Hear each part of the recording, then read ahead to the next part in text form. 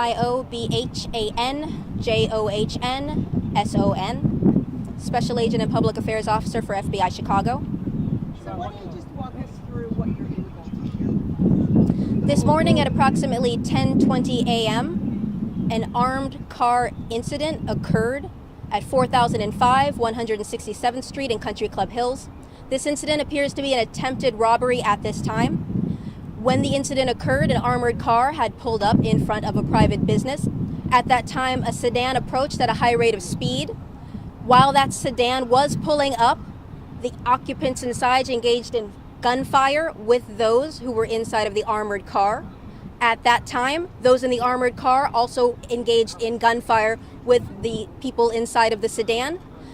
Then there was an individual who came outside of the business who was a security guard who also engaged in gunfire in that incident. At this time, it is believed that at least one of the suspects may have been hit by at least one round. At the end of this incident, the suspects left the sedan and carjacked a private elderly American, taking that vehicle and completely fleeing the scene. Those suspects still remain at large. Now, currently, the FBI has a $20,000 reward that is being offered for information leading to the arrest and conviction of individuals involved in armored car robberies in the Chicagoland area. That reward is absolutely in play for the incident that we experienced here today. Based on the violent nature of armored car incidents, this reward is likely to remain in play for some time. We're asking the citizens of Chicago to come to us with tips at 1-800-CALL-FBI. They could remain anonymous if need be. It's the information that we're seeking. So at this time, there is no more information available for release, but we'll be looking to update the public when there is information we can provide. Siobhan, are you able to provide us a description of the vehicle that was carjacked? At this time, I cannot provide a description of the vehicle that was carjacked. Now, we also know that this is about the fourth armed vehicle, either robbery or attempted robbery in the south suburbs since August the 16th. I assume there's investigations going on to see if these are connected. So when the FBI looks at bank robbery attempts and actual bank robberies, we are always looking at them with an eye towards understanding whether they are related to any other robberies in the area. That's certainly true here, just as it would be for any investigation.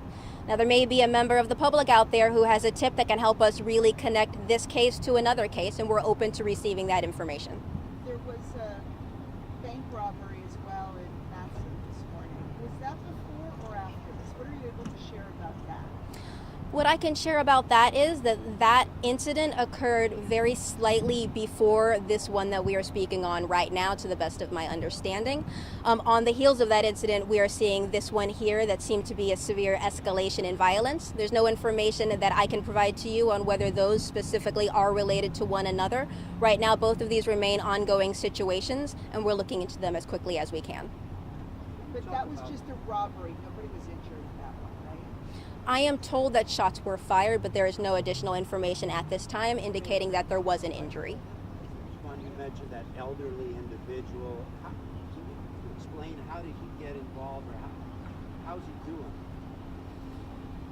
You know, at this time, I have no information indicating that he was physically injured, though it is important to note that anyone involved in an incident like this in any way can be considered a victim. Emotionally, it can be terrifying for people, and they can experience significant trauma in that manner.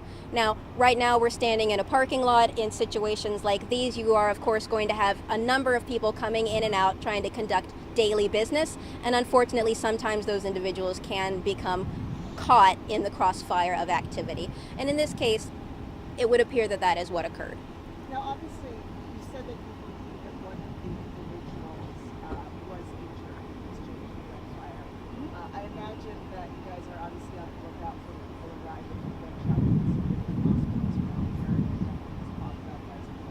here. It would be a natural course of action to investigate individuals showing up at any medical facility with any sort of wound that would fit the description of what we believe occurred here today. We're certainly open to that as well. If someone has a tip that they'd like to provide us about an injury that could, in theory, have been obtained in this way, that's something we're going to want to hear at 1-800-CALL-FBI.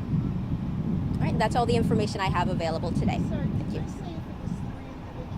I missed that. I did not say. Do we know how many individuals were involved? I'm not prepared to speak on suspects and their descriptions currently at this time. I hope to release that in a later statement.